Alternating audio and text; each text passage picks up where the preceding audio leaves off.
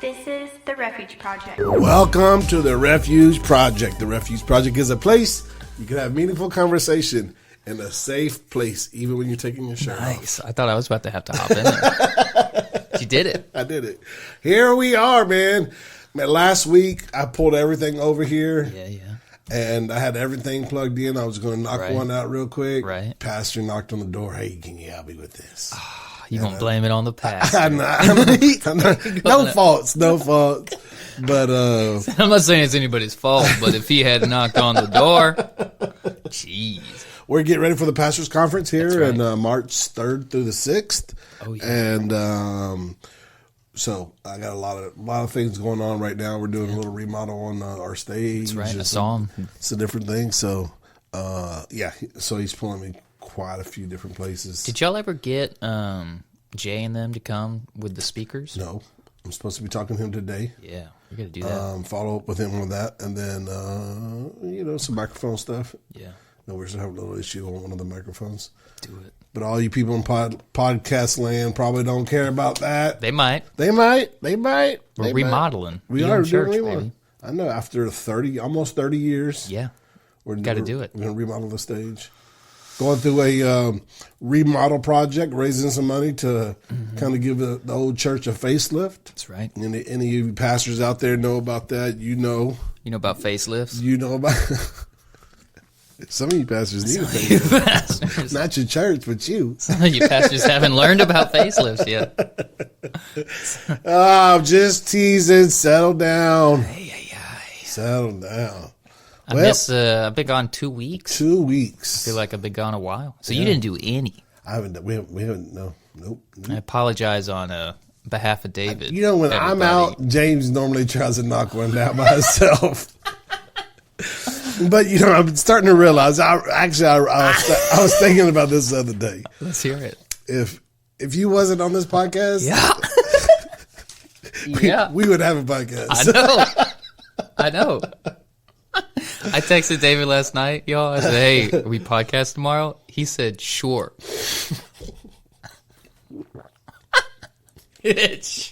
Almost spit my water. I was hoping you would. He said, "Sure." Like, I guess we can if that's what. So, That's what's on the schedule. all right. Well, I'll be there then. So here we are. I got to get me a personal, assistant.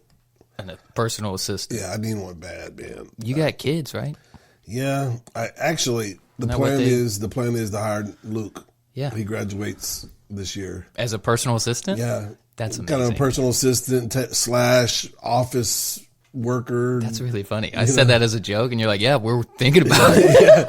Well, he needs a job, Yeah, get out of high school, but something that works with his schedule, and we could accommodate that the easiest, Right. Work from home, kind of, sort of. Yeah, and then I need an assistant bad, man. I need somebody. So what would he be doing? Like scheduling stuff for you, Yeah. kind of running errands? Yeah, schedule stuff, and then some of the work order, entering work orders and setting up jobs and stuff like that. Nice. Keeping inventory. Is he interested at all in your business?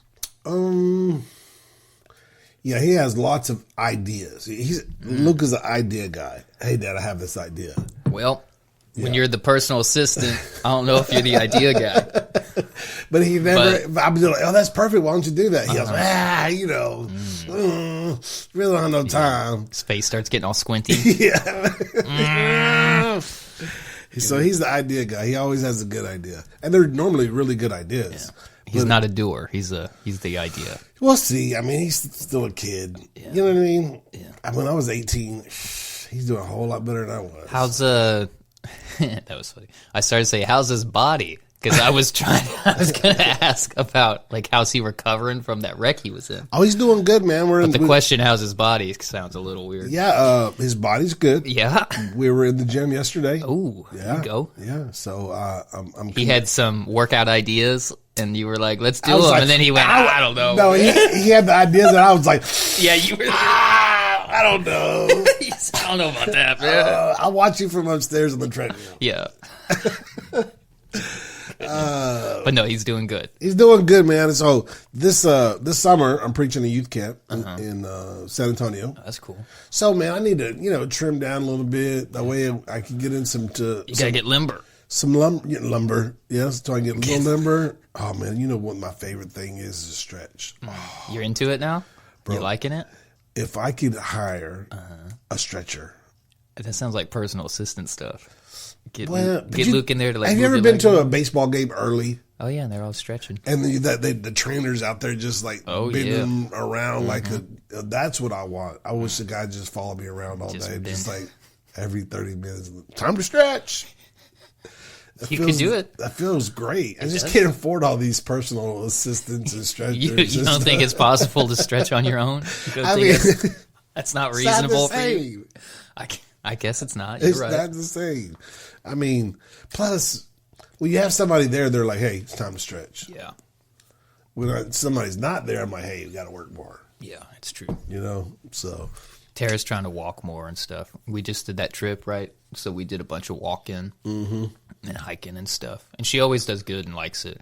And every time we do a trip like that, where we take a few hikes or something on the trip, she comes back and she's like, I want to keep walking more. I want to do. I my said, "That's great, gluteus man." maximus. Yeah. It's a little sore today. Yeah. Oh, dude, mine too. Yeah. Me too. Got a little, with just a couple of guys, some sore butts. We're just doing a podcast. That's what we're. Oh man. Well, Did that could go all kinds of ways. Yeah, I did my little homemade stair stepper workout yesterday, so I got my glutes are burning, but I feel good. Homemade stair stepper. Yeah, it's a chair. That's what it So is. you're just doing like I just step up, and step back down. I put a weight in my hand, and I get a little stopwatch, and I go for 20 seconds, and then I stop for 10 seconds, and then I go another 20 seconds. I switch hands, do it again. I tell you, just do man, that for a while. those aerobic workouts they're tough. Yeah. You wouldn't think that just a body weight workout would be tough. Well, but this one I do with the weight. This one I've been doing with, I have a 20 kilogram kettlebell, which is like 40 something pounds. Yeah. I don't remember, somewhere in there. And I'll just put it in a hand, step up, step down, step up, step down. You do that for 30 minutes. I mean, it's a lot. yeah, man. you get halfway through that and it's, yeah. I know my warm up yesterday, 30 minutes on the treadmill. I was just like, it said you have reached your maximum heart rate. I said, stop. I said, please stop. Anything else you do is not under warranty. We cannot be held responsible.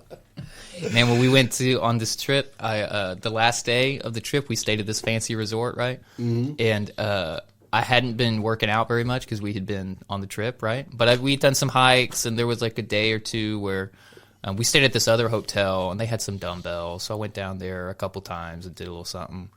But so when we got to the fancy resort the last day, I hadn't really done any exercise in like 3 days. So I was like, I really wanted to do something. Plus, I also knew like the next day we're flying, and so I'm not doing anything that day. So I was like, let's do something. And then I went to check out their gym, and it's a fancy resort, right? So it's like, in your head, you've seen like a hotel gym, which is usually like there's a treadmill and maybe a medicine ball in the corner. Yeah. They're like, knock if yourself it's real out. fancy, it's got Yeah. the one and all machine. Yeah, if you're lucky. Yeah. They're like, but this wasn't even like a nice hotel gym. Like this was just like a proper gym with just Wow. all the stuff you could think. It had 3 different rooms, and Wow. and I don't go to a gym. I just do stuff in my house, right? So I don't have any fancy machines. So I go in there and I see all the fancy machines, and I was just like, I gotta take advantage of this. So Yeah. I was like, I'll just do all the machines. So I just like went down the line, just did all the machines. Well, I was in so yesterday, I started out on the treadmill, and then I went downstairs where the machines and free weights were, and I was confused. There's a lot of new stuff. Yeah, you The are. last time I've been in the gym, they didn't twist you that way. No. I just like, how am I supposed to fit in there? Oh, yeah. I'm looking at it, I'm like, okay, well, thank God for pictures. Oh yeah, some of those machines are like it'll have an adjustable seat, Yeah. but it don't adjust enough. No. Some of those machines, I was sitting there, I was trying to get my arms around. I'm like, are you sure? I'm looking at the picture, and I'm like, this is definitely how it's supposed to work, but this does not feel good to me. So I just skipped on some of those ones. But I've always said I'm not the workout guy. I've never been like, oh man, I'm going to the gym. I'm going to work out. And I enjoy working out, right? Yeah. But let's see. I'm going to pull it up real quick. I don't know what he's pulling up, Bill. Was that you? Somebody been knocking? Oh, that's probably it's probably something happening on the stage because they're putting us. I listened to Steve Furtick on a podcast with his son, and he's coming out with a new book called "Do the New You." Mm-hmm. And man, it was the podcast was so inspiring. Yeah, and one of them that he was talking about was, don't say you're only this or you're not that, mm-hmm. And it began to make me think, like, man, I'm not the workout guy. That's what I always say, man. I'm not the workout guy. Mm-hmm. I just work hard, and that'll do it. But then I started listening to him, and I'm just like, well, just because I'm not the workout guy doesn't mean that I don't need to work out. Yeah, you know what I mean? Yeah. So I started having a different perspective on different things like that. Things that I don't like to do doesn't necessarily mean that I shouldn't do them. Dude, I did the same thing with singing, which is weird for me because I've never considered myself a singer. Right. I can kind of get away with it, like my whole family sings, so it's like I'm not the worst out there. But I never thought. But you might. The problem with your family is if you're not a great singer, you might be the worst singer in the family. Yeah. Not you, but right. Whoever it is. Yeah, no, we know who it is. You know who you are out there. Who is it? Who is it? I don't know. Who is it? Let's see. If I had to guess, it'd probably be my Uncle Greg. He's but probably he's all right not. with He's that. not a Nissan. He doesn't have any he's Nissan in. blood. That's true. You're right. I don't know. I just picked one. Let me tell you. Shout out. Okay, I need two shout outs. One asked me to give him a shout out. Shout out to Michaela, first of all. My cousin Michaela? Yes. Wow, what a amazing singer she's turned into. She is, yeah. I can remember her coming up and singing her little parts in children's church and stuff. Her little parts. And then now, good Lord, she might be the best singer on the stage. She's great. She is really, She's really my cousin, dude. Yeah. Well, where's my little, where's my... There it is. Got him. And so, yes. And I remember her mom talking to us and talking about, her singing when she was little in the back seat and thinking, oh my gosh, she's going to be the only Nissan that can't sing. My favorite singing story of hers as a kid is when we got this little chihuahua at some point because it just showed up at our house and never left. And my sister and I think my mom, anyway, they all liked this dog. And it was one of the only chihuahuas out there that didn't bark. And so they somehow convinced my dad to let us keep the dog. And my dad the whole time was like, we don't need another dog. We can't. I'm not taking care of this dog. Who's going to take care of the dog? You're at school, dude, and all this stuff, And they convinced my dad to let him keep the dog. So we had the dog for like a week. His name is Penny. It's a little chihuahua named Penny. It's a cute little dog. A chihuahua that doesn't bark? Yeah, it was crazy, man. So we have it for like a week, and it's the summertime. And then they decide, hey, we're going to take Pawpaw's boat out. We're going to go water skiing and swim and stuff. So we go out on the boat, and my dad decides, hey, let's take the dog, because now we have a dog, right? And he over the course of this week, this is why you only had him for a week? he taught the dog a couple tricks. He's like, hey, look. Smart dog in a week. He said, hey, look, I taught Penny how to roll over or whatever it was. Right. And so now he likes the dog, right? And he said, hey, we're going out. Let's take the dog on the boat. So we take the dog on the boat. And we do some water skiing and stuff, and then we find a spot on the river. We say, hey, let's pull the boat up here. We'll swim for a little bit. So we pull the boat up, and it's a little dog.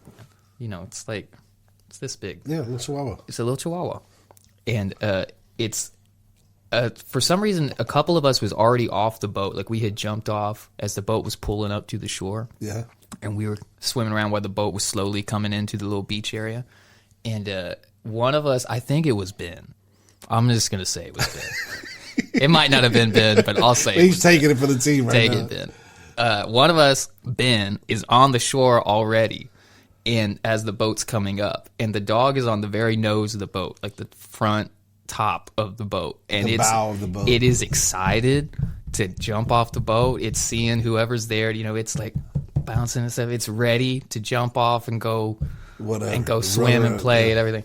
And so somebody's at the end there, and they're like, "Hey, come on!" And the dog gets so excited, it just jumps off the boat right as the boat's coming up to the shore. And so the boat's probably like 6 feet off the ground or so. That little spot there, 5-6 feet, and it was a small dog. And the dog, I think it slipped when it jumped or something. Anyway, it lands like right on its spine, like on its back, and just immediately it stops. Oh, and we go, what?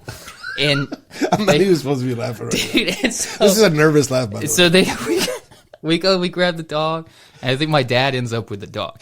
And they're holding the dog, and the dog's still kind of breathing a little bit. It's just, but it can't move anymore. Yeah. So I guess it just like immediately paralyzed itself or something. Anyway, so Where are we going? we're talking about Michaela singing songs. Dude. Wow. And so then, everybody's like, "Oh my gosh, the dog, we got to take the dog to the vet or something." And so everybody jumps back in the boat, and now we're speeding back to the dock, and my dad's holding the dog Okay, so you're speeding back to the dock for what? to go take it to the vet or Okay. the, So we're trying to save the dog. yeah, because it's still kind of, Okay. it's doing a little of that, but it's not moving much, Yeah. And so my dad's holding this dog, and as we're speeding back to the dock, the dog, it Takes its it's final done. breath. It takes its final breath. So it dies in my dad's arms. All dogs go to heaven. Right? We take it back, and so we don't even take it to the vet. It's clearly dead. Yeah. So we just go back to the we just go back to the house. My dad buries it in the backyard, and at some point he yells. So he's something like, "This is why we don't have pets, because they just die," which was my favorite. Because he was like, "We don't need this dog. Don't feed the dog. It's never gonna leave you." Then finally, it decided, all right, it's kind of a fun dog. Look, I taught it a trick. Your dad's mad because he gave feelings for it. Immediately dies, within a week. And so my cousin Michaela was on the trip with us, and she was young. She's probably like 4 or 5 or something. And so apparently, on her ride back to her house, she's singing about the trip. Okay. Well, we got on the boat, and we swam in the river, and then at some point she starts singing about the dog, and Penny's on the boat, and then the hook was, and then Penny jumped off the boat, and now she's dead, dead, dead, dead, dead, dead, dead.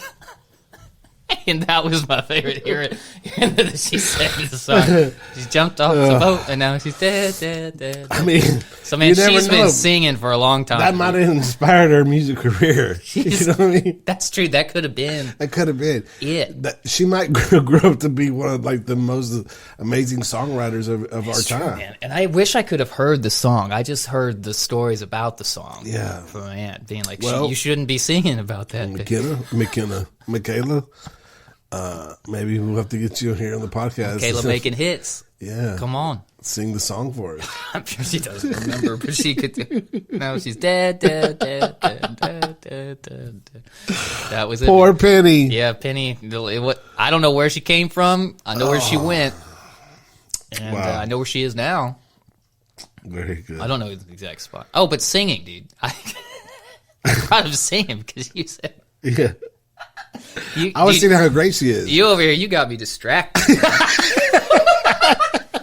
You got me distracted. I asked you where we were going. Well, we were going there. That was the story. You said talk about Michaela singing, so I went there. But we talked about Great singing. Great story about it. Oh, it's a classic. Now she's dead. Yeah, I think we blamed it on Ben for a while because we were like, Ben, you were calling her. You were saying, come over here. Poor Ben. Yeah, it might not have been him. I don't know. It was the dog. But no, singing, because when I first started singing in front of doing specials and whatever, that wasn't like kids choir or something. Right. I'd sing whatever it was, and it would go fine. And then people would be like, hey, you got a good voice. And I would always be like, and I'd always kind of brush it off because I still didn't, which I never considered myself a singer. It's just like, Right. I could sing that, I guess, but I'm not like really a singer. And then one of the convocations, we did some special. Right. I remember that And, one. well, I've done a special like a lot. I know, but I don't know which one remember you're the thinking of. convocation that like I seen you bloom out of it. Yeah. Well, we did some special. It was one of the first ones, and it was I forget their names, but the couple from San Antonio that does the they sing and do all Rick the youth and camps. Cynthia. Yeah. Rick. I didn't really know him at the time, but we were standing in line after service at the food, or we might have been eating, but we were up in the Nelson Hall with the food, and he said something like, "Hey, good job on that thing, thanks." He said something about you got a good voice or whatever, and I started doing the whole thing again, like, well, I mean, it's okay. I don't know, because again, I was always like, I'm not really a singer. And I started doing that whole thing too, and he like cuts me off and was like, "Hey, respectfully." Like I think he told me to shut up. I don't remember, but he was like respectfully like, "Stop, like you can sing, okay? Like deal with it." And I was like, "Oh, you're right. Why am I doing this? Because I can do it." Yeah, you know, like I can't, even though I don't think of myself like that here. Like I can do it. Right. So that kind of I wrote some. I was listening to another podcast and I don't remember which one it was, but it's just kind of the way through life, And then first of course, was like give your life to the Lord, serve and practice out your faith. The third one was heal from your past wounds and different things. Examine on the things the skills that God has given you, and then stack them. Right. So that's kind of like one of those things, like God has given you a whole bunch of things, but until we really examine them and then just like stack a skill base. Yeah. And that's kind of like what I see you and Ben have done. You've taken, maybe that your family was singing and very musically inclined, and you've taken that, you examine, okay, we're good at this, and you begin to stack skills. You put synths on there, and then all the different kind of gears and different things that you use, and drums, all the stuff, and then now you have what I like to call like a unicorn skill set. You know what I mean? Yeah. Like that you can do something that not a lot of people can do because you realize what your skill set was and you stacked them, and now that you have a unique base under you. Yeah, I like that, stacking them. Yeah, it's interesting because all those skills, it's like in my head, and I think we all do this to some extent, you think like, I'm this, I can do this. Like in my head, it's like I'm a drummer, I can play drums, that's what I can do. But through that, you end up doing all this other stuff too. It's like, well, now I'm a drummer, but I guess I can sing some harmonies on that song because nobody else in the band can sing I can do that. And then that leads to another thing. And the next thing, it's like, well, I could play that simple melody on the synthesizer or whatever. I could do that. I'm not a pianist, but I could play that. Right. And then that leads to something else. The next thing you know, it's like I don't even hardly ever play drums anymore, but but like I'm still making the music happen. Right. Still doing it all around. If you're running sound on it or whatever it may be, you just continue to stack. And then let me just finish out the 7, and then just figure out your connections. And I think that's kind of like maybe where you are right now in your whole music thing. Now you're trying to build connections and who's your connections and try to expand those things. And then and the last two are learn to eat now in this season, which in your case would be like find those connections, go out and play places where are available, and then learn to sow for the next season. And I think that's important because a lot of people can't do both at the same time. Yeah. We can either eat or we can sow. Yeah. And we got to figure out how to do both. Yeah. Yeah, that's the whole thing of how do they word it different? But the idea of like enjoying right now, even though you're not at the end goal, or whatever the end goal thing is, like the whole like enjoy the process kind of thing. The process is tough and all, but there's a good balance because, like you said, you got to sow for the next season. Yep. But if you are only focused on the future stuff, you're gonna have a lot of tough time in the now. Yeah. You got to learn how to like enjoy the process and like be happy right here in this time, but also be working on the future. And there's a good balance there, I think. You hear a lot of like champions in different sports or whatever that's retired, and they said, "What's one thing that you regret?" And I mean, most of them always say, "I didn't enjoy getting to to be Yeah. the champion. Well, because they'll burn relationships because they got to go to the practice or Right. they're whatever. They Been just married 3 times, Yeah. because they always put that whatever profession in front of their relationship. and it's like, hey, they end up being the greatest at whatever the thing was, and Right. they did all this big accomplishments, and that's great or whatever. But they had all this horrible Yeah. life in the middle there. Well, but you'll see it. Like you'll see, this guy, if he keeps it up, he's going to be the greatest ever, right? And then he finds somebody that he really loves, and he settles down and get married, and then And then he doesn't do the thing. he's not as great as he used to be. Or you'll see guys sacrifice relationships, Yeah. and focus on, and then they're the greatest. Yeah. Well, you see that in the music world too. Yeah. It's like they have some band, it's building traction, they got great songs, they're touring, they're doing all this stuff, but that takes, if you're doing tours and stuff, like it takes a toll. Yeah. And it takes your whole life. You can't just, so then you see a lot of people like, hey, I'm going to quit because I met some girl and we're going to settle down together or whatever, or we have a kid, I've never seen my kid, so I can't do that. But there is a balance between all that stuff. what's not Katy Perry, but the other one, Taylor Swift? Taylor Swift. I always get those two I love confused. that I knew what you were talking about. Well, she With that description. she's dating the football player or whatever, Kelsey. Yeah, we should be talking about that, by the way. But Yeah. I'm just kidding. But Go she ahead. flew from Vietnam, to all nighter or whatever to get back for that. I mean, that's like dedication to Yeah. keep a relationship going. But she probably had a $100 million private jet or whatever. But so it's not like she was having Still ain't easy. No, it's not easy for She sure. made it there. Yeah. whatever. So I mean, if you're dedicated, you can always figure it out. Yeah, my thing is there's always I always just feel like there's a time and a place for all of it. There's different. See, there's a time to just focus on working for the summer or whatever it is, get that money so you guys can buy the house or whatever. And there's a time to just hang out with your wife, just go see your friends. Like there's a time for all of it.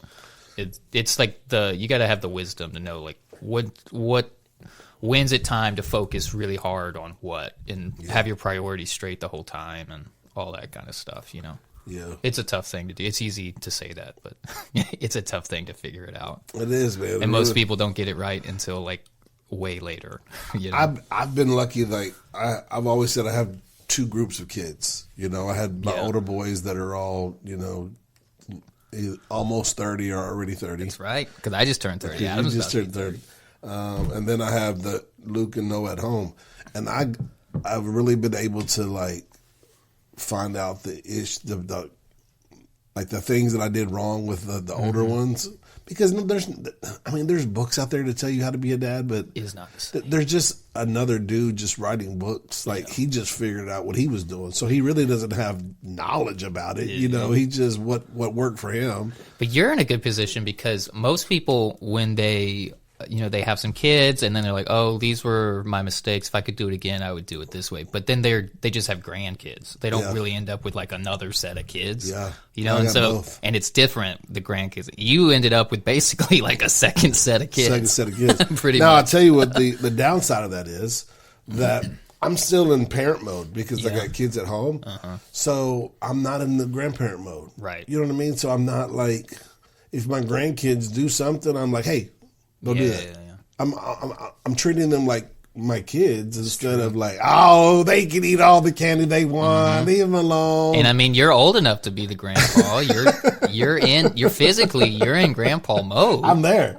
But mentally, you're.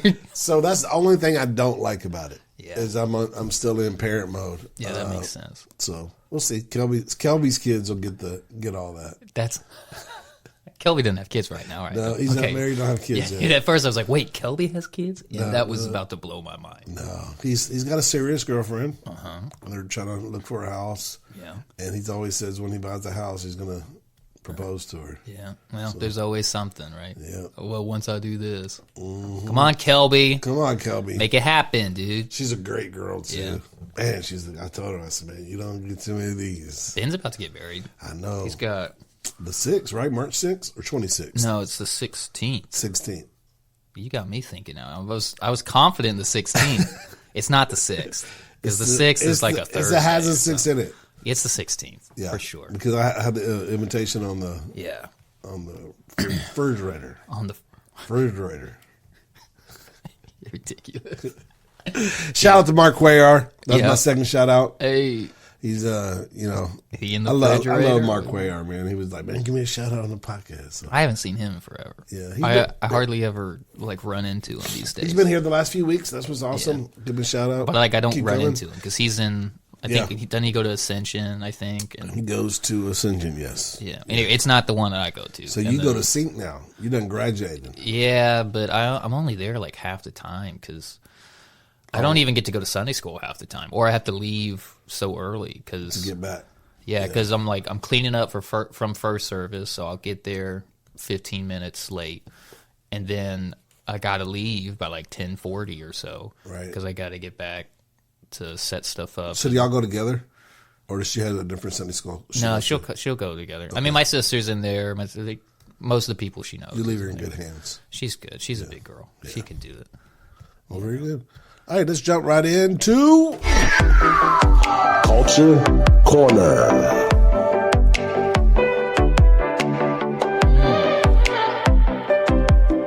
You got one? You want me to just Go go? for it. I ain't got nothing. I told you. Food for you, bro. I got it. Well, here it is. Headline. Archaeologists just uncover how the city that inspired the biblical Sodom was destroyed. Say it one more time. Archaeologists Yep. just uncovered how the city that inspired the biblical Sodom was destroyed.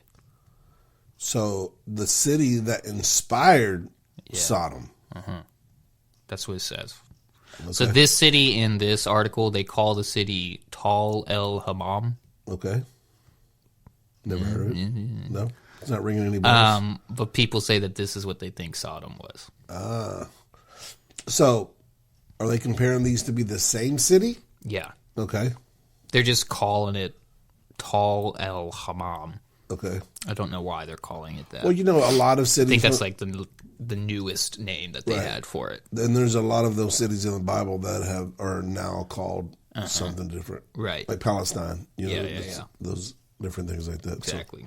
Anyway, but they think that this old city was Sodom.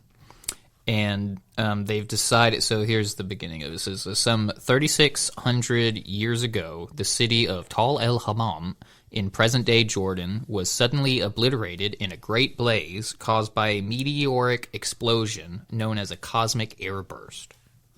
Okay.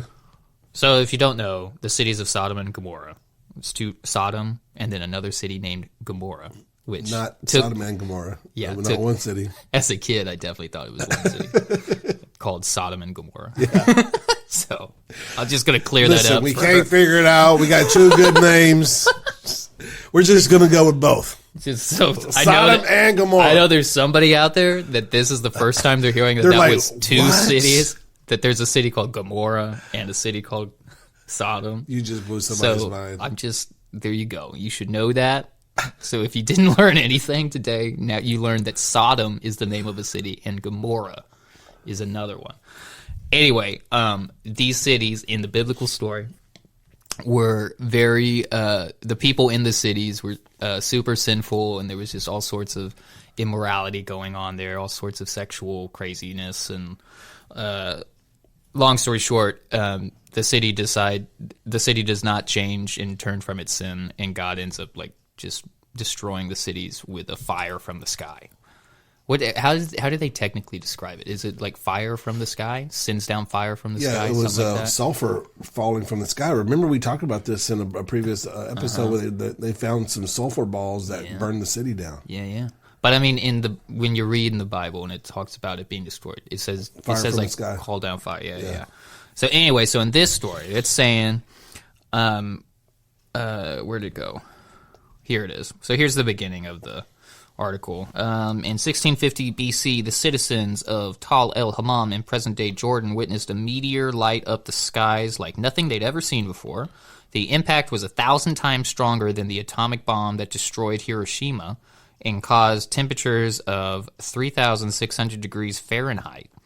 The city was flattened instantly and no one survived.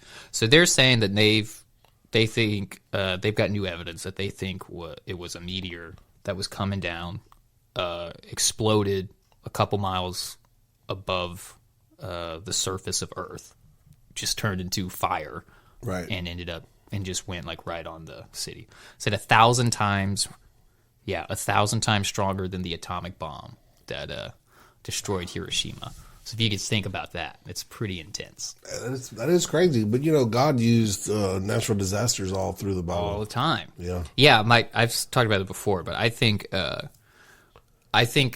lot of these, God did this miraculous thing, and people kind of put it as like a mystical, magical thing that God did. I think a lot more of that is just him using the natural elements. Yeah.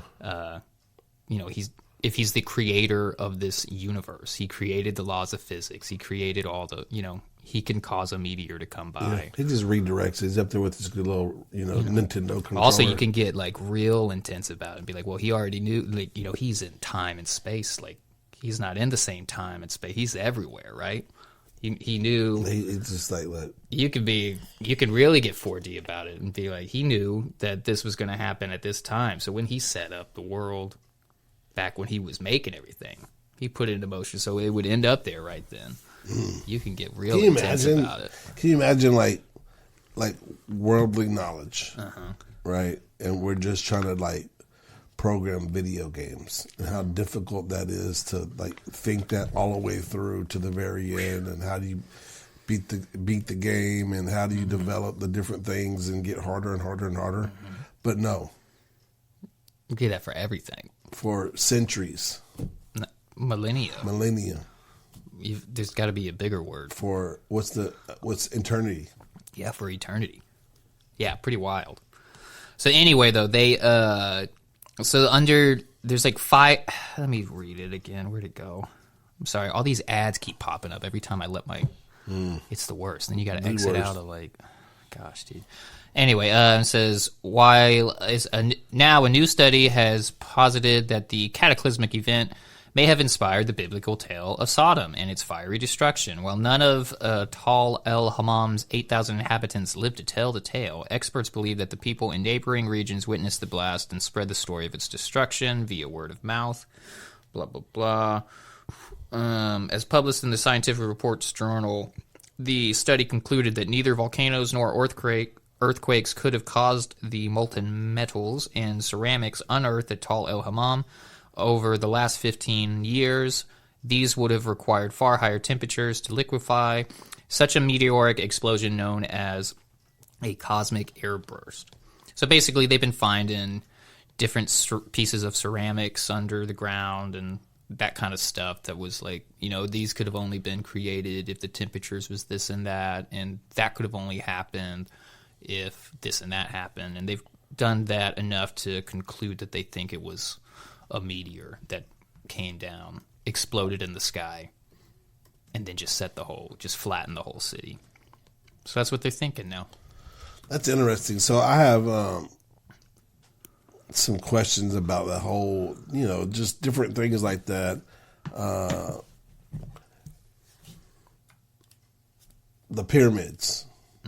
Okay, let's just think about the Egyptian pyramids. Egyptian pyramids. There's lots of pyramids out there. Egyptian pyramids.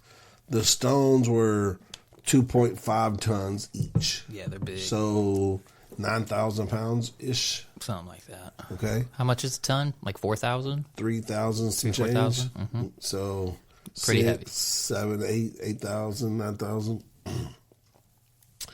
And they said to do the pyramids in the time that they would have to do it, they would have to move 250 stones a day. Right? Okay.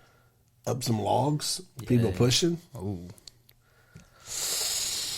You not buying it? I mean, these are some strong dudes. Think so? I mean, maybe get that Egyptian strength. The giants. Actually, no, it wouldn't even be Egyptians. Wouldn't it have been like Hebrews and whatever Jews whatever slaves they had? And we know they ain't the giants in the land. Okay. So what are you getting at? I don't know, and I'm not. Listen, I'm not no history buff. I ain't no history buff. But when I start doing math, my math ain't math in here. I ain't no mathematician. But so it only brings up thinking like Sodom and Gomorrah, thinking about the Great Flood, Yeah. things like that could have shifted time and technology, Yeah. right? So what if Let's hear it. Go for it. that there was technology of a day like this, but back in those days, Yeah. and then one of these Great Flood type things have happened and just erased. Yeah. Well, that's the whole ancient apocalypse thing. Do you watch that show? No, You should watch that show. You're going to love it. yeah, It's on Netflix. Ancient Apocalypse. I have to check it out. Go ahead. I'll text it to you. Yeah, text You're it to gonna me love because it. I'm actually looking for something to Because he's the guy, what's his name? Graham Hancock. Yeah. He's the guy that's been like promoting that theory basically for a while now. His theory is, so there was a thing around, I think it was supposed to be like 11,000 years ago, where it was like a meteor impact. Something happened on the Earth that like basically wiped out civilization at like 11-ish thousand years ago, if I remember right. So his theory is that before that, there was these civilizations that were like advanced and had technology that we don't have yet, and then it got wiped out, and then everybody kind of started over. So his theory is, so like the pyramids, for example, he thinks they're like way older than a lot of people say they are. I think they say that they're supposed to be like 4,000 or 5,000 years old. And his whole thing is like, that would never work. Because just like you were describing, he's like, you're telling me they like push these up some logs and this and that. He's like, it doesn't make any sense. And so and then there's new evidence that's suggesting that they're older, just based off of like the weathering on the faces of like the Sphinx and stuff like that. And so his whole thing is like, I think these are like way, way older. And I think people made these with technology that we don't have now. And then something wiped them all out.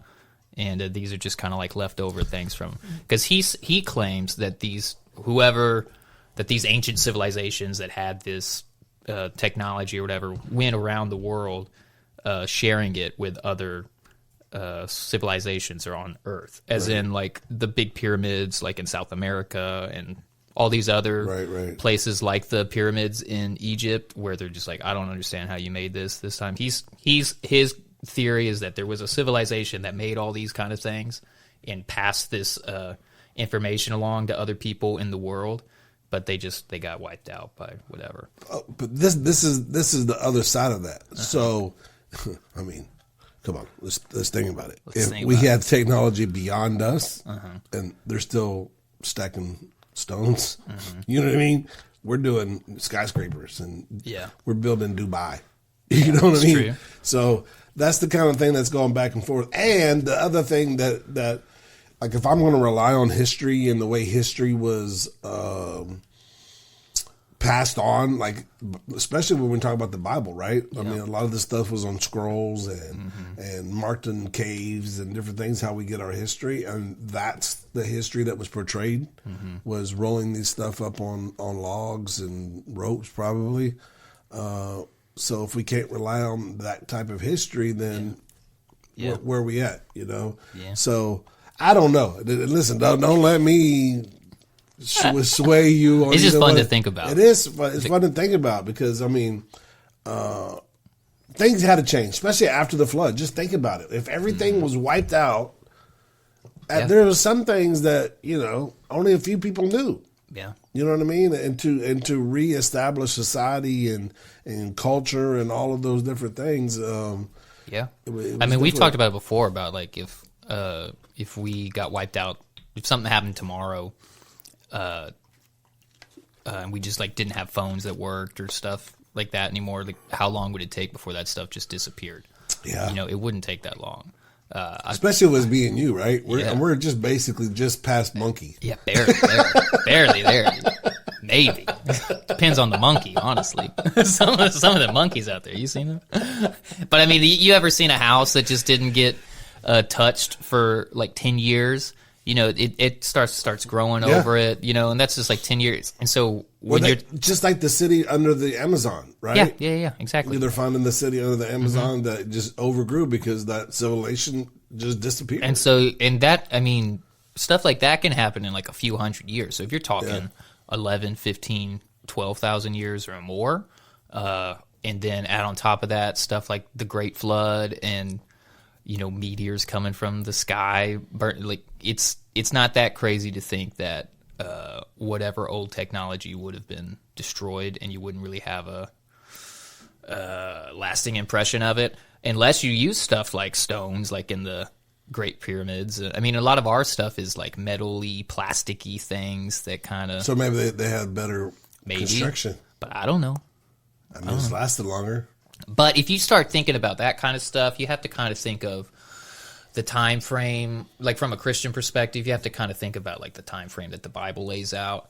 Because I think I kind of lean on the side more of when it talks about time frames, if it's not talking specifically about like this tribe that was this many descendants past David, if it's not talking about that kind of stuff, if it's just talking about like in the beginning, I kind of lean more towards like it's a little bit more metaphorical than literal. When it says like God created, like on the first day this happened, on the second day. Yeah. I kind of lean more towards like a day isn't specifically a day, but more just like a This is collection what he did of... first. This is what he did second. Yeah. Yeah, and I think that's what a good study Bible is good for, because you can find out in the beginning of whatever you're reading, like, okay, this is they're talking in metaphors, or this is actually written as a story or whatever it may be, and it gives you kind of some history of who's writing it, what time they're writing it from, all that stuff. So Yeah, you have to take the context. When they say, like with the Sodom and Gomorrah, when they say, hey, fire came down from the sky and destroyed the city. what kind of people are they talking to? You know, what is the culture of that? The different things like that. Like that's the whole big deal with tattooing, right?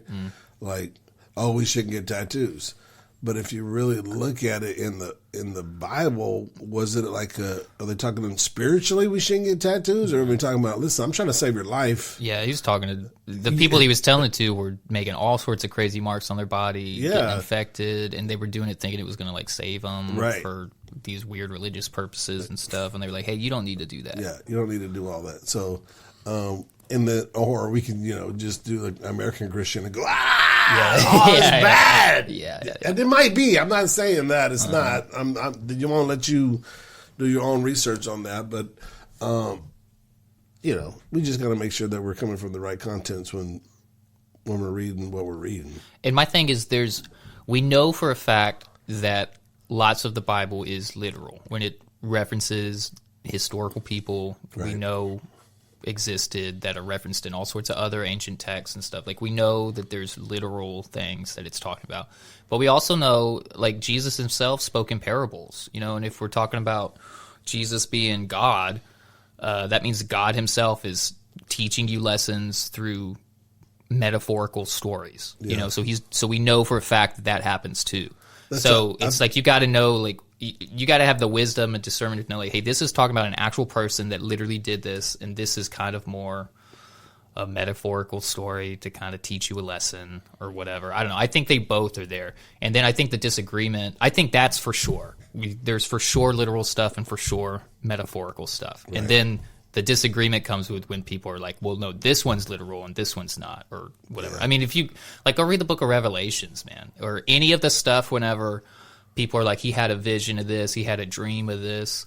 I mean, there's some wild stuff, So I don't know how many of those creatures and stuff is a literal thing or not. So I don't know. Stephen Furtick was his son, which is I don't know if you remember. We talked about his son that did that rap album or whatever, and it was he made some off color remarks as far as, I don't know, about guns or something in his first album that he released or whatever. He had some explicit material. Yeah, and they kind of talked about that a little bit, and it's never been talked about before. But he was just like, so many people could have like crumbled under that, you know what I mean? But he took the pressure and actually recalibrated. I thought that was good. But where was that going? We talk about metaphors and literal, and said something about revelations. I don't even know where it was going. But I get a lot of heat for for using a lot of props and different things. And I'm like, man, Jesus has been doing this for. David's the carrot top of preachers. I've been just like, Jesus has been doing this forever, man. Come on. Yeah. Yeah. So It's true. Well, hard change. Okay. While you were gone, Yeah. some crazy in the city happened. What do you mean? Like that crazy lady went into Lakewood and started popping off around. Oh yeah, I saw that. I saw that happened, but I didn't see anything else other than that it happened. So, man, I need to go back and check on that story. Like, so she came in with a little boy with her, and had Was it her kid? I don't know, but he was with her. I'm assuming it was her kid, and the little boy ended up taking a couple rounds as they were firing back at her. But yeah, so she just walked in and she was crazy. Yeah. You know, Started shooting, and didn't she hit a couple people? Yeah, but I don't think she killed anybody, right? She didn't kill nobody, and then of course they got all the security and everything over. Their security's off duty. They killed her though, didn't they? They killed her. Yeah. Ended up shooting the little boy, and of course, man, the media is they're just savages, bro. Yeah. Because they were already trying to put this little boy being shot on the police. Yeah. You know what I mean? And the new chief of police, I don't know anything about him. Yeah. All I know is he's definitely from the hood, and because he talks that way, and that whatever as long as you're a good chief of police, I'm okay with it. But he comes in there, he was like, "Nope, we're not even doing that right now." He goes, "We're putting the blood of that little boy on her hands." I'm just like, so we're just supposed to stand back and let her shoot and kill 30 people because she brought a kid as because she brought a kid as a shield. Well, if they didn't kill him, at least that's something. Yeah. He didn't die. And I know that's a hard choice. Yeah. Right? I mean, well, it sounds like they weren't trying to shoot the kid. Right. So it's not like they made a choice of we got to kill the kid because she's killed. Yeah. Well, when somebody's shooting at you, I mean, you might not be dead on target. You know what I mean? Mm. You see those traffic stops all the time where the guy get in the car, he comes out and starts shooting at the cop, and they trade 50 rounds and nobody gets hit. Yeah. I mean, it's a whole lot different than training. So. Yeah, but that was kind of crazy, man. And then they now they're saying that the police have been called to her place a bunch of times and they never came out, and because the neighbors around her knew that she was crazy and bipolar and different things. So yeah, that's tough. It is tough because this is what's going to happen. There's going to be situations like that they're going to get doctors and things involved for us to be able to bear arms. Yeah. Well, man, we were watching, me and my wife were watching, I can't remember what it was called, but it was about this story of this dude who dates this girl, and then he dates this other girl, and then they start getting all these notes about this chick from one of the girls that he was dating. They start getting all these threatening notes, threatening the girl that he's currently dating, and the girl's just stalking him, being crazy, and she's doing all this crazy stuff, following him, sending him pictures of him at work, being I'm watching you here, I'm gonna kill this girl, you better stop leaving, just crazy stuff like that. And then later in the I'll just spoil the whole thing, whatever. Later in the This is a Netflix? This is a Netflix thing. It's a newer one. Later in the documentary, you find out that the girl that's been sending the stuff, nobody's actually seen this girl in months. And anyway, it turns out being the girl that he's currently with, she was posing as the other girl, sending these letters because he's dating girl A.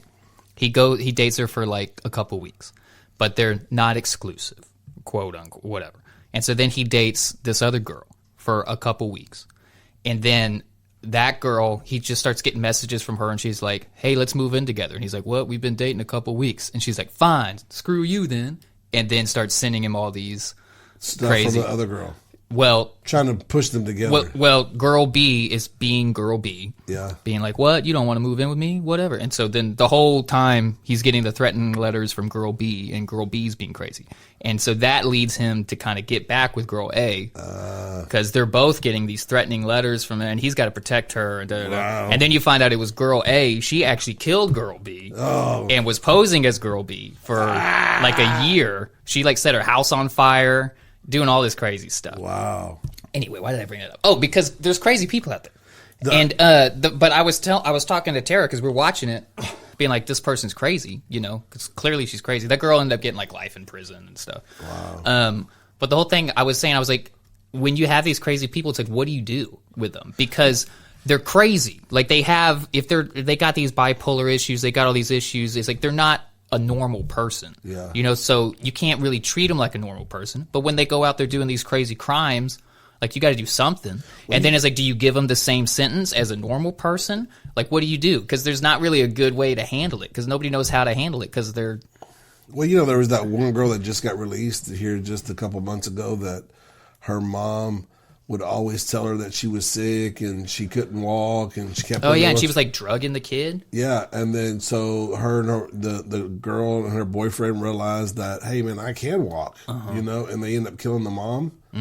And so she just got... I didn't hear that end part of the story. Yeah. So she just got released after like 10 years. The girl that killed the mom? Yeah, like after like not very much time at Oh, all. so they went to jail for doing that. Yeah, the boyfriend's I think ended up doing life because he's the one that actually pulled the trigger or whatever. But they left her early. But like, my thing is like, how do you not expect somebody to go crazy when you're doing that to them? Yeah. You know? There was another one about this kid who, like, the same kind of thing happened. I mean, he wasn't getting drugged, but he was basically being this guy and this girl. They have this kid. The guy ends up, he's like an abusive alcoholic. So the girl leaves the guy, but then the guy, just to get back at the girl, comes and like steals the kid in the middle of the night. Oh yes, I see that. Takes him one. to like Louisiana or whatever. You see that one, and then just kind of like abuses the kid his whole life, and the kid ends up eventually shooting the dad. Yeah, and then they're like, "What do you do with the kid?" You know what's the craziest one I see is like Nightmare in America or whatever, where this dude, he was dating one girl at his job, and then he started dating like his boss or something, and they were like, you know, living together or whatever. But they were having some issues because he was still trying to talk to the ex-girlfriend. Well, one night, 3 dudes come in and kidnap her. Oh, I saw that one. I know what you're talking about, dude. Right? And then It was the FBI agent. Yes. Just so you know, for sure, he did it. They don't actually say that in the story. You think? There's no way. It doesn't make. That's the only thing that makes any sense. Wow. This is what it is. Because, okay, I'll tell you guys real quick. Because, well, let's just tell the story, right? Yeah, tell the story. So there's a guy dating a girl. Yeah. These people come in the middle of the night, kidnap the girl. And as they're doing it, they're like, wait, you're not so-and-so? Whatever, take the girl anyway. Right, because they were supposed to be kidnapping his ex-girlfriend. Supposedly. And so he calls the cops, the dude whose girlfriend got kidnapped. He calls the cops the next day because they drug him. He wakes up, he calls the cops. He's like, hey, my girl got kidnapped. Like 12 hours later because he was drugged. Yeah. They goes to the police station. The police station's like, you know what? We think you killed her. And he's like, what? No, she got kidnapped. Please go find her. And they're Can like, you imagine, bro? Yeah. You just been drugged, knocked over the head. They took your girl. They're like, oh, no, you did it. They said, and he's like, what? Well, I guess I need a lawyer then. And so then... And then you get a lawyer. They're like, what do you have to hide? Yeah. Why are you hiding stuff? So anyway, the girl, she pops up like 48 hours later, somewhere at her around mom's there. house. Yeah, she just pops up. Childhood home. And so the cops are like, well, then we think she faked it. And they're like, what are you talking about? The whole time she's getting like raped and all this stuff going on. And so then they start talking to the girl and the guy, and they're like, why did you guys fake this? And she's like, no, I got kidnapped. They did this and this to me, and then they let me go. And they're like, we think you guys are lying, and we're going to sue you guys for this and that and blah, blah, blah. And so anyway, so then like the FBI gets called in, and then you find out that the FBI, the guy that's on the case, used to date the guy's ex-girlfriend. The girl that was supposed to be kidnapped. See, I must have fell asleep in that part. I didn't see that part. No, they used to date. They just like throw that in there real quick. And so whenever... And so the whole time, the narrative that's being pushed is that the girl that got kidnapped and the boyfriend made this all up. I still don't understand what they say the motive is, but they're saying they made it up for attention or something or whatever. They were copying the movie. Copying the movie Gone Girl is what they're saying, because that was out at the time. And the person pushing this narrative is the FBI agent. Yeah. The whole time, just so if you remember that. Yeah. And then you find out that he used to date the girl that was actually supposed to get kidnapped. Oh. And so the people that kidnapped the person. That's why they didn't investigate the other two people. Yes, because he's the dude responsible for it, and he's the one in charge of investigating. So he's sitting there. I must have dozed off on that. Yeah, part. well, they just kind of throw it in a tiny bit, like a minute here and there, and then they talk about something else for another 30 minutes. But the people that kidnapped the girl, they said they were some organized crime people that work on the black market. Yeah. Who's the only person in the story that has access to stuff like that? The FBI guy. Wow. And who were they trying to kidnap? Was the other girl, which is the one that he dated. And they broke up. So clearly he just, I don't know what he was intending to do with the girl, but he hires the guys to kidnap this girl. They kidnap the wrong person. And then he just tries to just get rid of the story so that he doesn't get caught. They don't say most of the stuff I just said, but that's for sure what happened. The FBI. That is what happened. There's no other explanation. It doesn't make sense that the girl just happened to get kidnapped and that nobody believed them the whole time. They kept trying to shut the story down. It doesn't make any sense. That's the only thing that makes sense. And then the cops get like police officer of the year. Yeah. After all, well, because they're just following orders from the FBI. Yeah. Of course. Wow. So the only thing that makes any sense. I mean, I all the local police officers, FBI agents, I love you out there. Well, they're not 100% good. You know what I mean? No, nobody's 100% good in That's any the problem. field. That's the problem with the police. It's like getting a officers. bad teacher and being like, all teachers are the worst. It's like, well, no, there's a lot of great teachers out there, but they're not all great. Some of them are horrible. Some of them are sleeping. Some of them are sleeping with your kids. Like some of them are not good. You know? The new thing is like it's the women teacher. Yeah. What's going on with that? I'll tell you what's going on, man. Tell me. Is we got really focused for the last, all in the whole Me Too age, we got real focused on getting rid of bad dudes, that they went a little too hard and just kind of stopped looking at women too, which of course there's a lot of bad dudes do a lot of bad things and they should be punished. But it's not just dudes. There's horrible women out there too. In fact, there's a crazy lady that just tried to shoot up Lakewood, if I'm not mistaken. Yeah. Like and women, that's always been a men deal.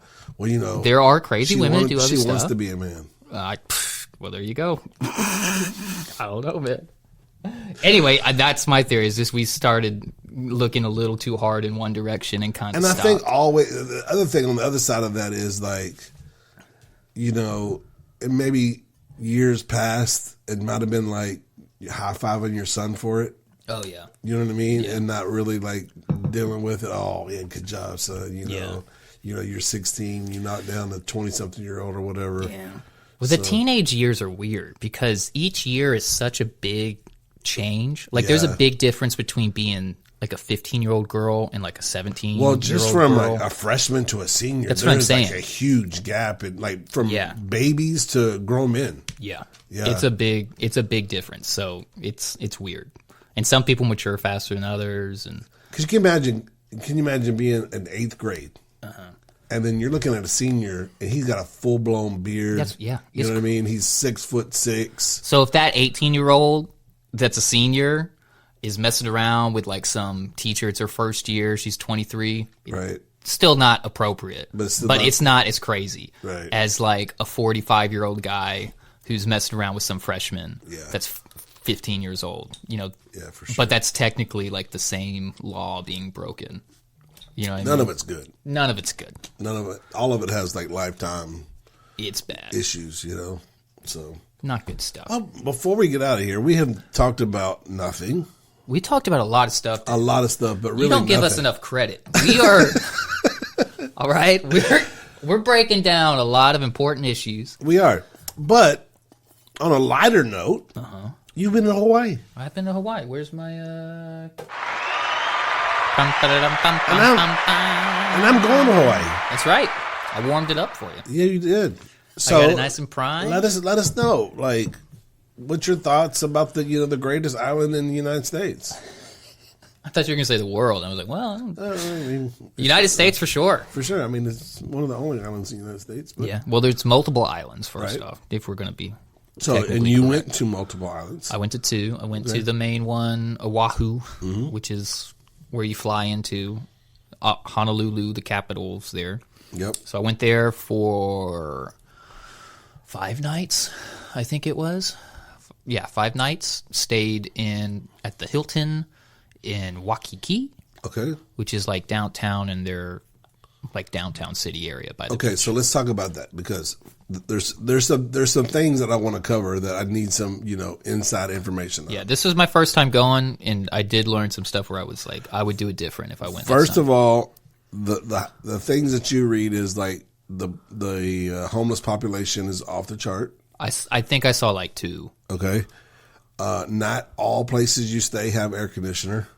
The hotels, if you're staying in a nice hotel downtown, it's good. And then there's roaches just about everywhere. I didn't see any roaches. Okay, well, good.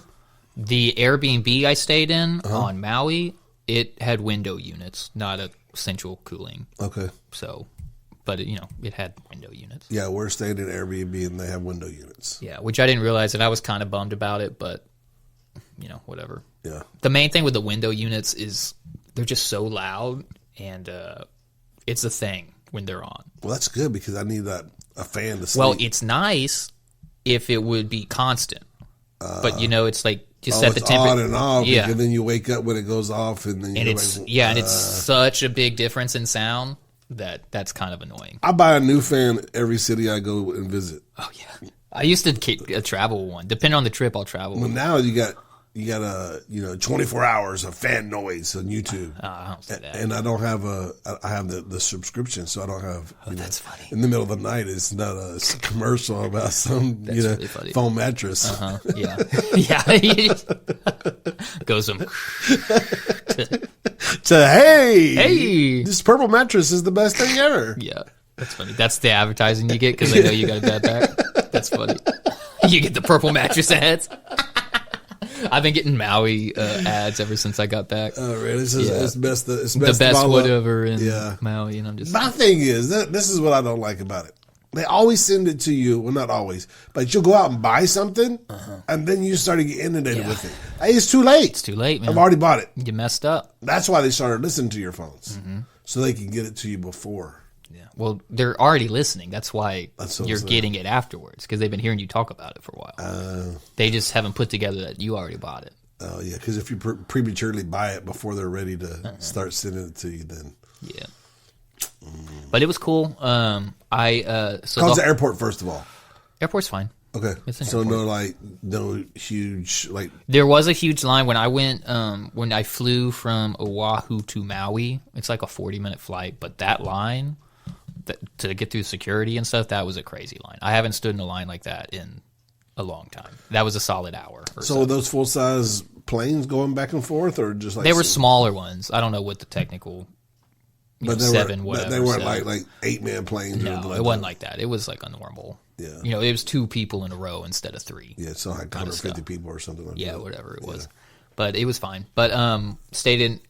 So we stayed in Waikiki. The whole thing was most of the trip was based off of getting this Hilton card, which gave me a bunch of points, and then all these perks at Hilton hotels. So that was like the main driving factor of where we were staying and stuff. Right. So when I got that card, all the points went, and with the card, if you book like 4 nights, you get a 5th night free kind of thing. So we did the whole 5 nights at the Hilton Garden Inn in Waikiki, which is a pretty nice hotel, and it's like downtown Waikiki. It's a block from the beach. It was cool.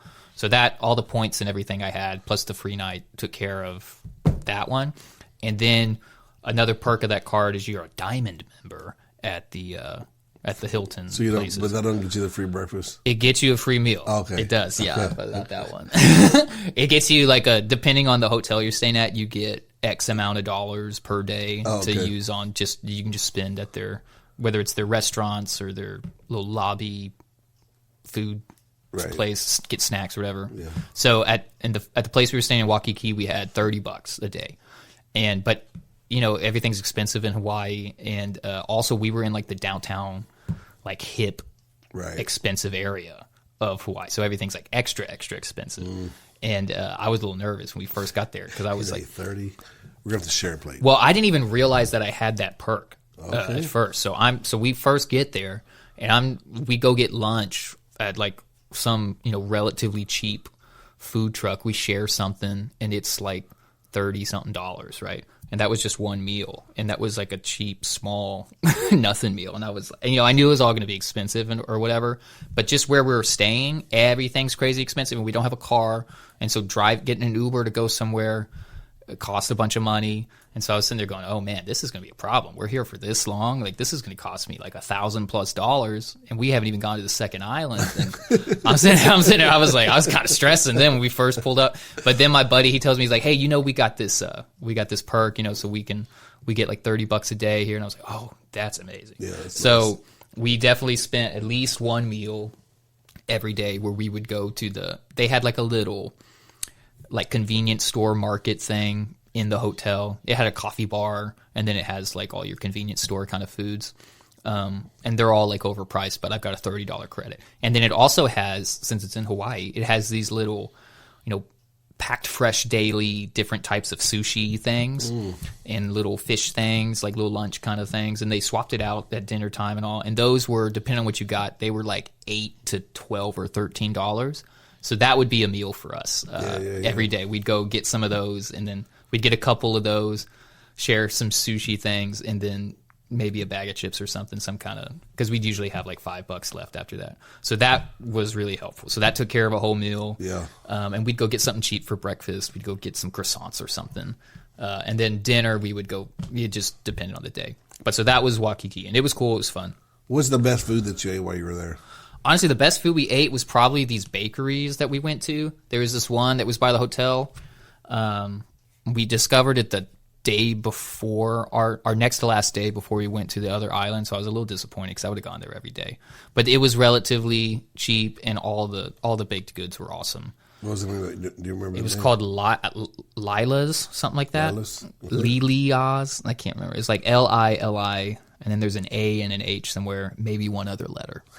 But it was something like that. Liliala's something. I'll definitely find it. Honestly, you probably will. If you go to Waikiki, they have in the middle of Waikiki, they have like a mall thing. It's like half outdoor, half indoors, and it's like 3 levels. It's on the 3rd level at the top. Okay. And I think it has a restaurant too, but I just walk into the little bakery section.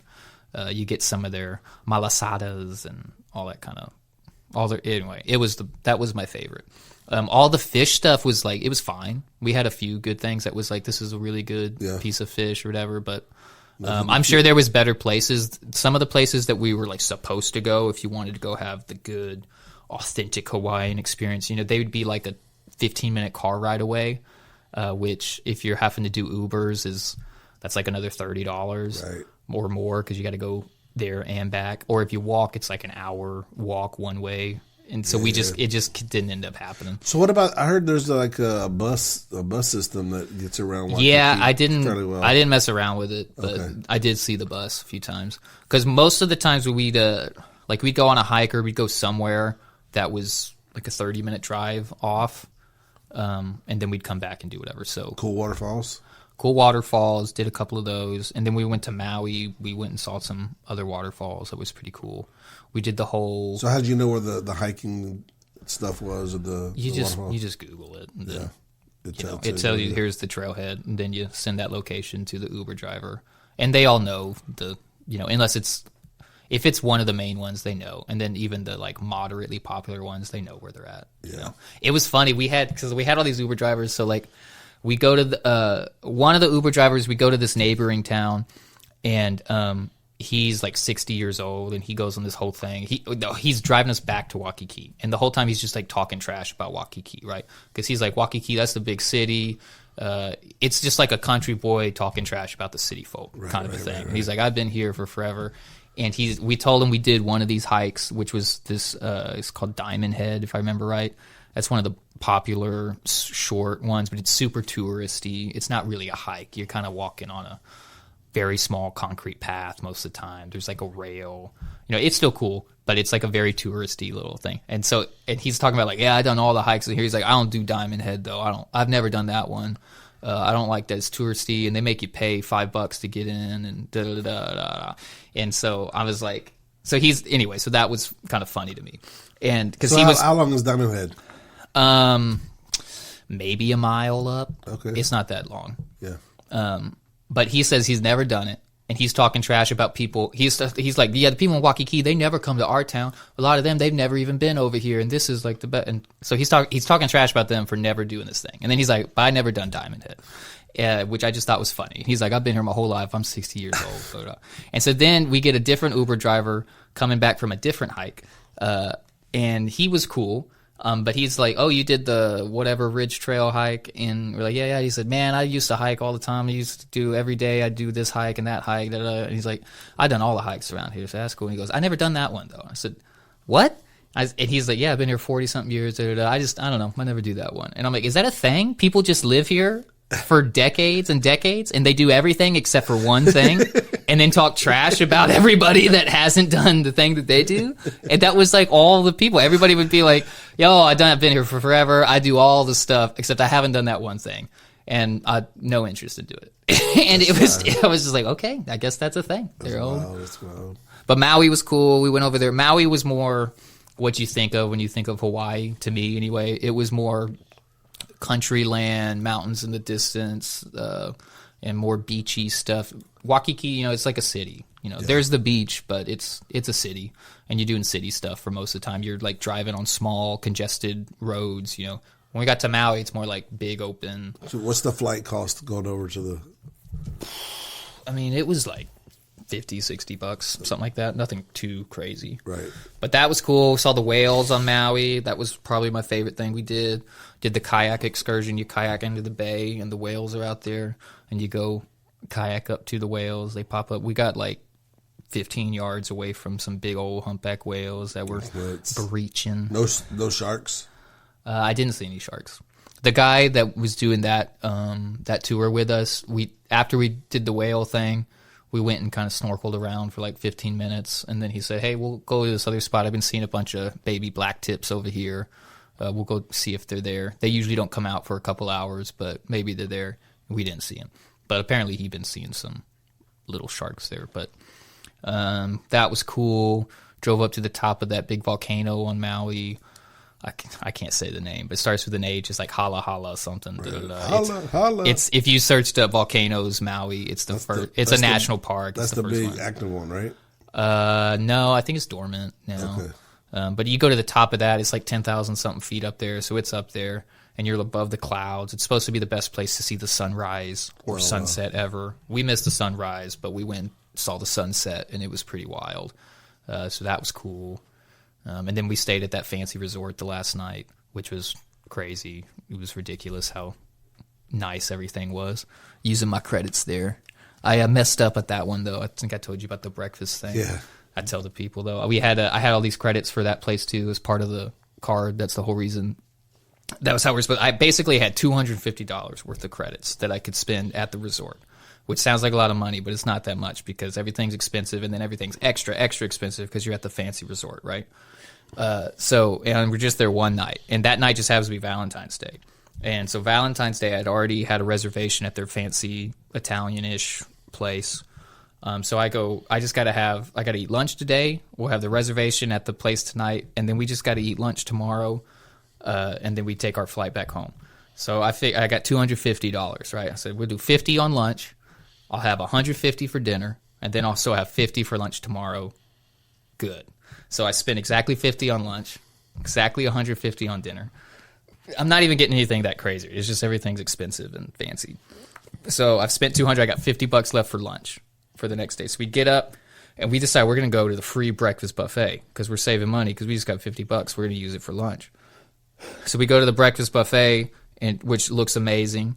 And we start loading up our plates. Everything looks amazing. They got everything you could think of. They got all the pancakes and bacon and stuff. They got their malasadas, which is like their fancy donuts. They got all the fruits. They got fresh salmon, cut up, all the stuff. They got everything. And so we loading up the plate. We think this is amazing. We sit down. We start taking a few bites. And then this lady comes over that works at the hotel. It's like, hey, did you guys check in at the host stand? We're like, what? Sorry, we didn't know there's a host. We missed. And she said, no, it's no problem. Just give me your room number. And I said, okay. She goes, all right, thanks. So-and-so will be right over to serve you. I said, we got a server? I thought it was just like a breakfast buffet. Anyway, lady comes over. Man, this really is fancy. And then I Serve said, for "Oh free no!" breakfast. I said, "Oh no, this is a problem because I don't know why we have a server. This is not what we thought it was." And she serves us. She's nice. Anyway, at some point she brings the bill, and I was like, "Oh great! So there's a bill. I thought this was included." Look at the bill. It's not included. I guess whatever we thought was a different place. We're in the wrong place, I guess. And it wasn't like we like crossed the line. We didn't like go under a rope to get everything's just open. Right, you just walked up to Just it. walked up. It looked good. It's part of the game. Look at the bill. It's $56 a person for the breakfast buffet. So the bill's like $100, plus tax, and you got to tip it. So it's like $120 for. So now you're $70 over budget. Yeah. Yeah, I got to leave at least $20 on the tip, at least, So yeah, I spent like $150 there For breakfast. for breakfast. I got me another plate. For your for your free breakfast. Yeah, so now instead of having $50 for lunch, I'm like down like 70 or 80, and we still got to eat lunch. So we shared something for lunch, but but it was an amazing breakfast. So it was great. Because you just experienced all that, right? Uh-huh. So let's just back up 6 days. How did you go and get this opportunity down and close to the valley to go do this show or whatever? Oh yeah, before we left. Yeah, hyped up. Show probably went, as the shows go, Yeah. come back, somebody runs a stop sign and totals your vehicle. Yeah, totals my vehicle. So how did that like change your attitude with what was going on? Or Well, it was disappointing because so a couple days. So we left. Our flight leaves to go on the trip Tuesday morning at like 5 a.m, right? So we got to get up at like 3 something, be at the airport at 4, whatever, to start the trip. And that's Tuesday morning. That's Monday night, Tuesday morning. On Friday night, I have that show. Me and Ben have a show down in McAllen, Texas, which is like on the border. It's like 5.5. It's like 6 hours away. We do this show. So how did you get hooked up down there? Our friend's band, they had a show down there and wanted us to play the show with them. Okay. And Is this the one that y'all did yeah, and they're all Hispanic, so they got a lot of. Okay. They got like a song in Spanish, so yeah. they got a lot of Hispanic, and that is clearly a very Hispanic area. Very it's like much on so. the border, right? Yeah. So they're like, yeah, we got the show. Come do the show. Great. We go do the show. But at like midnight, 1 a.m, something like that, I'm driving down there, and yeah, this car comes out, hits me, messes up the vehicle's total, right? So I have Ben drive me back on Saturday morning, and they got to get back because Back from where? from McAllen. So Okay. Ben was there, and Haley wasn't going to come on that trip. So, but y'all was in 2 different vehicles. yeah. Okay. So originally, me and Ben are taking the same vehicle. I rent a little U-Haul trailer because I didn't think I could quite fit all the equipment in there with Ben. And the night before we're leaving, he's like, "Hey, Haley got off work. She's gonna come. We're just gonna take our own car." And so the whole ride down there, I'm thinking, dude, I didn't even have to rent this U-Haul. Now I'm just like by myself. Like I'm thinking, dude, what are we doing? Like, no. But we get in this wreck, right? I didn't get in a wreck. The guy wrecks me, just for the record. I didn't do anything Make this wrong. very clear. I didn't do anything wrong. But so now that car's sold. So now I don't have a car. But he's down there with a car. And I was thinking, I don't even need this stupid U-Haul trailer, wasted time, money on this trailer. But now I need a trailer because now we're using their car to take back, and there's not enough space in there for all the equipment. So it actually worked out perfect. So did their car have a trailer hitch? Yeah, they were using my dad's little, that Chevy, whatever it is. Okay, that well, truck. that was a good deal. Yeah, so it worked out perfectly. Yeah. But she's got her wedding shower the next day at like, so we were gonna have to get up early anyway. But now I didn't get to sleep till like 3 a.m. Got to get up at 6, drive back in time for her wedding shower. So we do, and everything's fine. But I haven't really slept. I didn't sleep the night before because we had to get up at like 6 to drive down there to play the show. So I slept like a few hours that night, a few hours Friday night. And we drive back Saturday. And your vehicle's still down there. My vehicle's down there, right? So then, and then Sunday we got to get up early because we got church stuff in the morning. So I get a few hours that night. And then Sunday I just kind of do church stuff. Oh, and by the way, my AC's broken the whole time. So At your house. At my house. So I got to fix it. It's only like 60 degrees out, so it's not that big a deal. But I got to get it fixed. And I really wanted to get it fixed before the trip. So Sunday I spend the day like trying to figure out the AC. after church. So that's the whole day Sunday, which I did not figure it out. So that was that whole day. And also, before I left on Thursday, I'm thinking, okay, I'm going to get up early, go play the show on Friday. I'm thinking I got second half of the day Saturday, I got second half of the day Sunday, all day Monday to get ready for this Hawaii trip, right? But so all the time is just sucked out. It just disappears, right? So Sunday, do church stuff, try to fix the AC, don't fix the AC. But we decide we got to go get the car so it's not sitting in a tow place the whole time I'm gone on this trip. Because my parents are also going to Colorado like the same day that we're going to Hawaii. Yeah. So they're going to be gone, we're gone, everybody's gone. So then Monday, get up at like 5 to go drive 6 hours down there to get the car so we can drive another 6+ hours back. And I'm thinking, and so if everything goes right, I should be back by like 10:30, 11 o'clock at night. I'll pack a bag, take a short nap, and then get on the flight, right? So get up at like 5, we drive down there, we get there around like noon. I've called the tow people a couple times and been like, hey, I'm on my way, I'm getting this car. Is it available? Is it accessible? Blah, blah, blah. Yeah, it's up here. Come get it. Okay, I'm like an hour away, whatever. We get down there. I say, hey, I'm here, having trouble getting in. Do I need to go around the block? And they're like, oh, we're at lunch. We'll be right back. So at lunch, and I wasn't that upset because I'm thinking, we still got to eat lunch. I said, okay, whatever. They said, we'll be back in like an hour. So, okay, so we go get lunch. We come back. It's been an hour. We wait for another 30 minutes. It's been like an hour and a half. Still not there. I call them again. Hey, what's up? We need to get the car. They're like, oh, we're about to leave the restaurant. It'd be like 45 minutes. Anyway, so we wait like 2.5 hours. These people show up. So that really threw a wrench at everything. We finally get the car.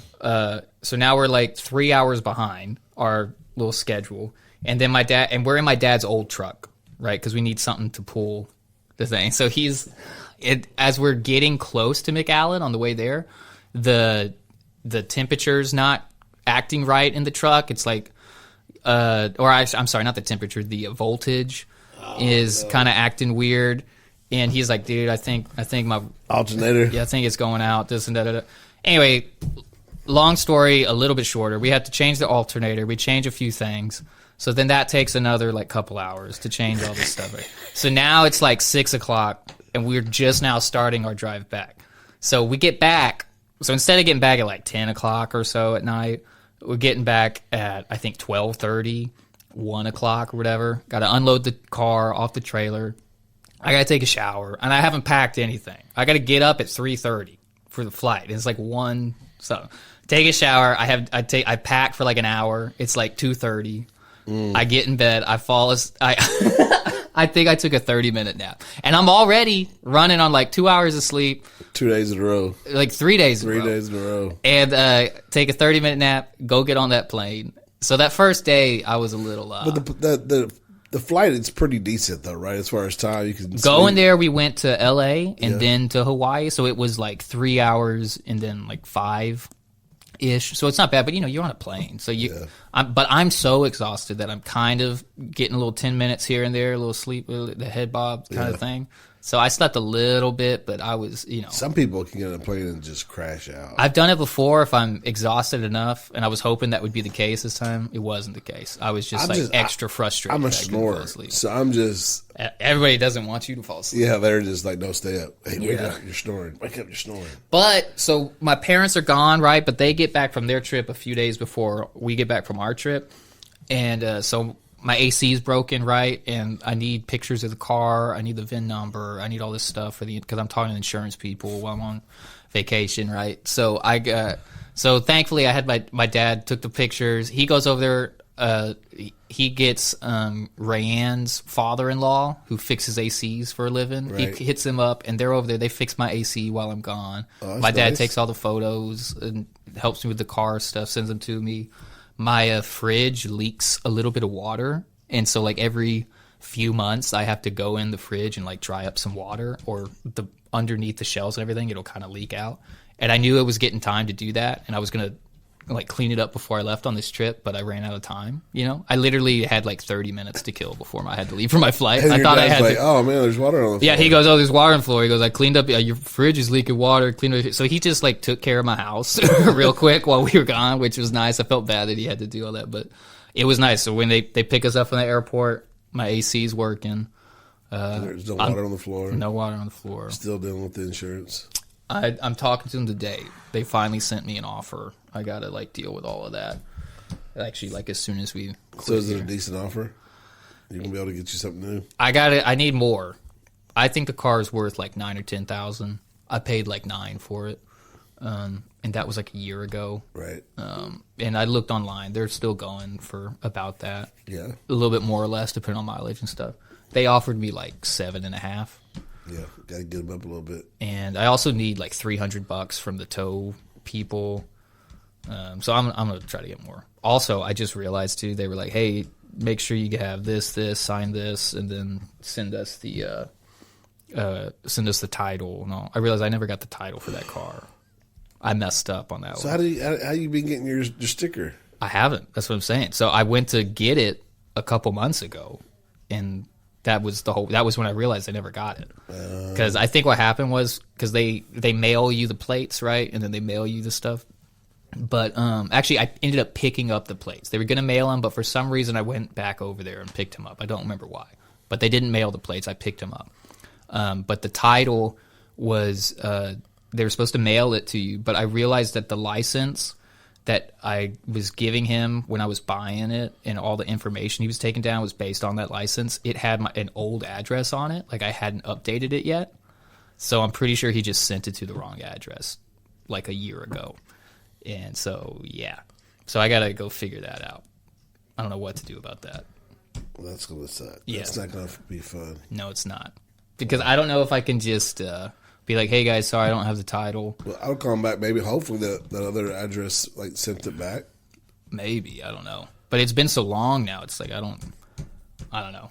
But I'm going to have to call them. Yeah, or you're going to have to file for it. And I don't even remember what the name of the dealership was. It was just some small little, family-run thing. Well, that might be good. Maybe they'll be able to help you out more than a bigger. But he was some sketchy Armenian guy. He was. You know the guy. You always find yourself you are innocent. He had a good deal, man. That's why. If I hadn't messed up and gave him the wrong address, everything would have been cool. He was a good dude. Yeah. But he was pretty sketchy, and he was definitely.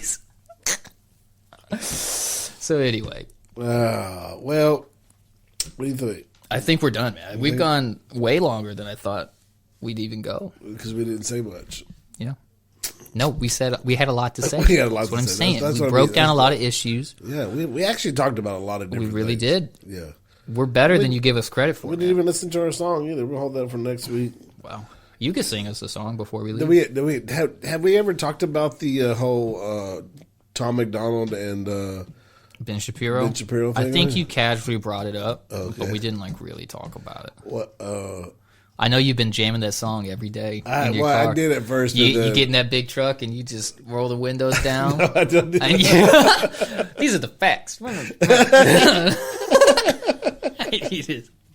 I know you do. I know you do that. You're right here, bobbing that head. No, what I was going to say is I went back to try to find out if Ben Shapiro actually wrote his lyrics. Uh-huh. And he said yes. Ooh. And he said, matter of fact, that he went so hard at first that Tom McDonald had to tell him to bring No it. way. Yeah. He said he was going after everybody. That's good. And Tom McDonald was just like, Here's some notes. yeah, maybe I want to do all that. Oh, that's good. I like that. That's funny. So, well, Shapiro can rap. And he for can, him, he yeah. can write his raps. Yeah. Yeah. It's just poetry with a little more attitude. Yeah. A little bit more 808s. Throw some. It's just poetry with some bass. All right, well, let's get out of here. We appreciate y'all listening. For For sure. all of us rambling on, touching all the important subjects of the times. That's right. All of them. Hey, we love you. This is the Refuge Project.